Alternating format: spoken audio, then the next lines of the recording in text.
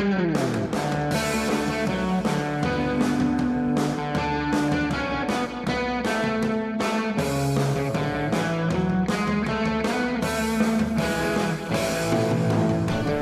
welcome to the How to Live in Denmark podcast. I'm Kaysander Mellish. I moved to Denmark in 2000, but I was actually here for the first time in 1984, very briefly, for less than a day. It was my Eurail Pass days, and I arrived in the morning from Amsterdam and then took the night boat to Norway. My first time in Copenhagen was not a good experience. Copenhagen was very different in those days, less open, less social, less light. There were no cafes.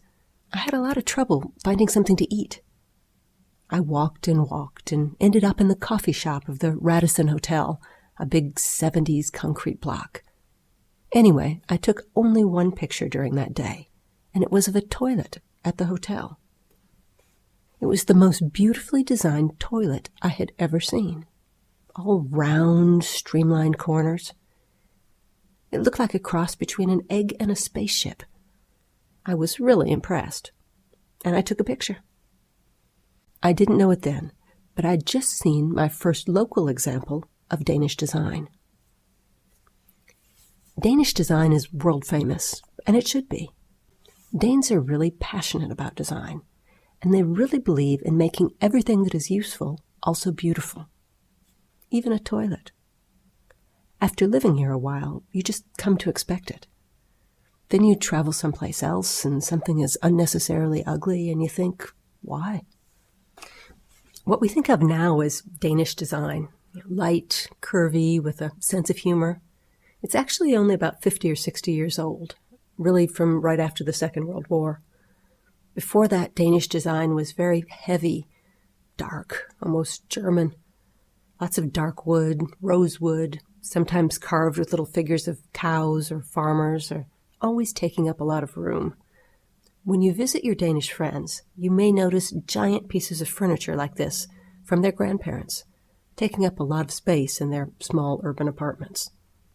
Other types of grandparent Danish design are those hand-painted blue and white plates. They're too fancy to be used for eating, so they're usually just hung up on the wall. Grandparents also like teeny-weeny fancy glasses, crystal glasses, for drinking shots of alcoholic snaps, sometimes for breakfast. And they also like porcelain, hand-painted figurines of pretty dancing girls or puppies or rosy-cheeked shepherds. If you like that stuff, antique shops in Denmark have a whole lot of it to sell you. But anyway, that's old Danish design. New Danish design is minimalist, white, empty. And there are a few standard elements that show Danish society you have a well-designed home. An Arne Jacobsen chair, for example. The ant, or the egg, or the swan. A pH lamp, which looks kind of like a metal upside-down wedding cake. A Rosendahl water jug. A silver Georg Jensen fruit bowl. A Kai Boysen wooden monkey. It's almost like a deck of cards. I've got 2 swans, an egg, and a monkey. It's a full house. It's kind of ironic because Danes don't care all that much about designer names when it comes to clothes or handbags. I can't remember the last time I saw a Louis Vuitton bag being carried in Copenhagen. But when it comes to home design, it's all about the brand name classics. Anyway, give a Dane a choice of fixing up his wardrobe or fixing up his kitchen, and he'll pick the kitchen every time. That said, it can be dangerous to have these expensive design items in your home. Criminal gangs go through the real estate ads to see which houses for sale have expensive designer furniture, and then they break in.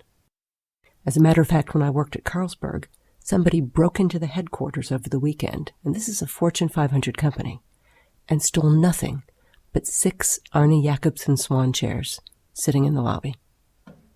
And that's the How to Live in Denmark podcast for this week. Check out our website at www.howtoliveindenmark.com to leave a comment on this podcast, or go to our Xander Mellish Facebook page. Let us know what you think. This week's podcast is sponsored by perfectenglish.dk. If you're looking for a native English copywriter in Denmark, Type in perfectenglish.deco and take it from there. Music arranged by George Garvis. See you next week. Remember, the How to Live in Denmark book is available for download on Amazon.com. You can read it on any phone or tablet. All you need is the Kindle app, and the Kindle app is free. The book's not free, but it's not very expensive either. If you read the book and enjoy it, please leave a review on your local version of Amazon.com. It helps other people find the book and find the podcast.